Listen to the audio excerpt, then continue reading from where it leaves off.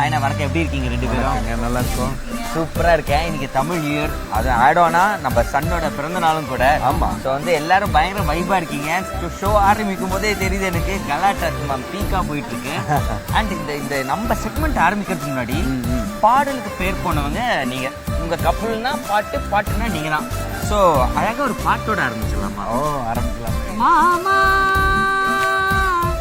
நான் உனக்காக பிறந்தேனே, அடிமானே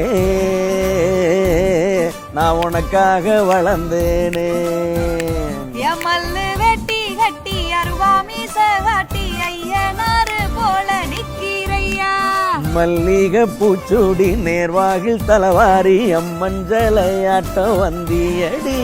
என் மாமா நான் உனக்காக பிறந்தேனே, அடியடிமானே நான் உனக்காக வளர்ந்தேனே.